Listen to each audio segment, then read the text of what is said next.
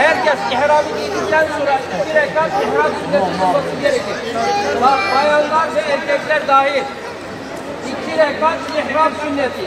Yani 2 rekat sünnet-i ihrama. 2 rekat ihram sünneti ve 4 rekat yatsı namazını kıldıktan sonra hızlı bir şekilde herkes buraya gelsin.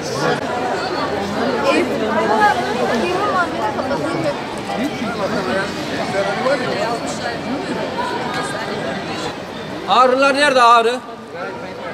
Sahibi oldunuz, tecrübe kazandınız. Ondan sonra haramede tek başınıza gidebilirsiniz. Mescid-i Nebevi'ye de gidebilirsiniz.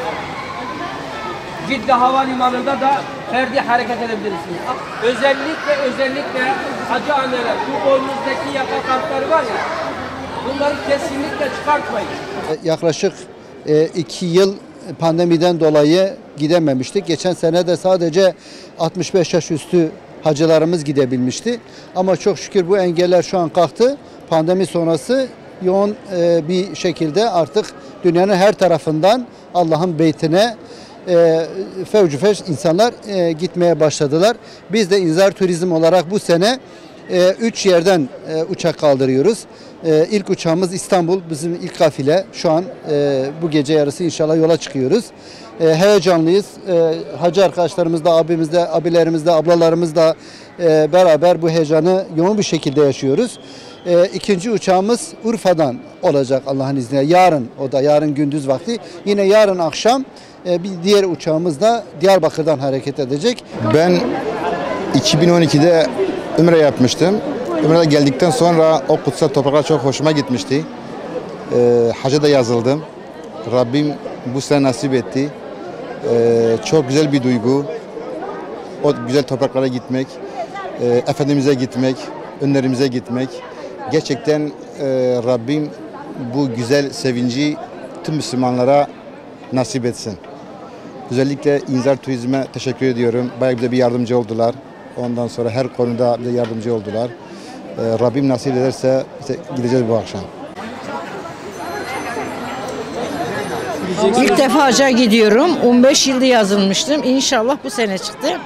Çünkü pandemi döneminde çıkınca pandemi oldu ama geçen yılda ben 72 yaşında olduğum için götürmediler. Nasip bu sene oldu inşallah.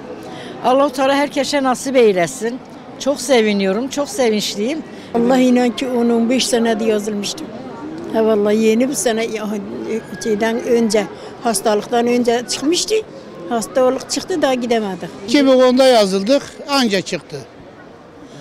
İşte ben Malatya'dayım. Deprem bölgesinde giden olmayınca bu sene çoğu bizimki çıktı. Buradan yani hacın ne olduğunu bildiğimiz için, İslam'ı da yaşamaya çalıştığımız için tabii ki hacın onun şeyini, hacı ne yapmak için gidiyor, görevimiz ne, Müslümanın orada yapacağı iş onun için tabii heyecan çok.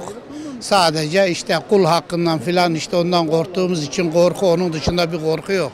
Bütün İslam alemi için, bütün insanlık için, insanların İslam'ı yaşayamayan din kardeşlerimizin yaşaması için onlara dua edecek. Ya sevinç olmaz mı? 14 yıl bekleyen insan, 14 yıl beklemişim, bugünü beklemişim. Bugün çok şükür Allah kısmet etmiş gitmişim. Allah ömür vermeseydi ben buraya ulaşıp da oraya gider miydim? O hep Allah'tan gelen bir şey.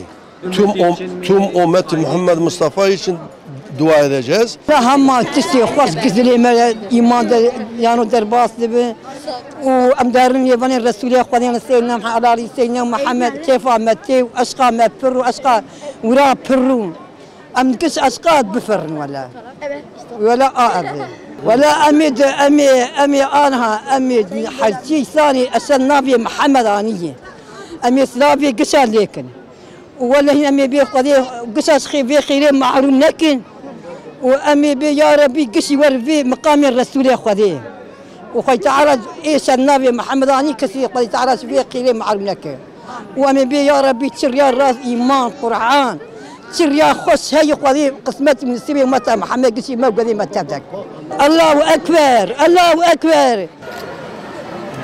Biraz daha. Yaşım 75. Van'ın Ala köyünden gelmişim. 13 senedir yazıldık, 14'e geçti. Kocamla yazdım, kocam Allah'ın rahmetine gitti, yalnız kalmışım. Ben çok ağladım. Vallahi adım çıkan 3 gün ağladım. Çok merak ettim yani eşimin ölmağını. Ama yine geldik, Allah nasip etti, geldik çok mutluyuz. Öğret iyi denebi. Yani korak var, sakalak var, enokiyek var, intikat bütün, ortaykun barajik, korak var, şefkün, lava, uçak eder, bir defa sabun, mabun eşi gerek, güneş var. Bana dikkat, ortaykun bana bükün, yani güvedile gerek, Musa'da kaptın, ayavaş var. Ben söyleyeceğim, size tekrar edin. Allahümme inni uridul umrete feyessirha li ve teqabbelha minni. Allah'ım umre yapmak istiyorum. Bunu benim için kolaylaştır. Ve bizim için bizden kabul eyle. Lebbeyk Allahümme lebbeyk.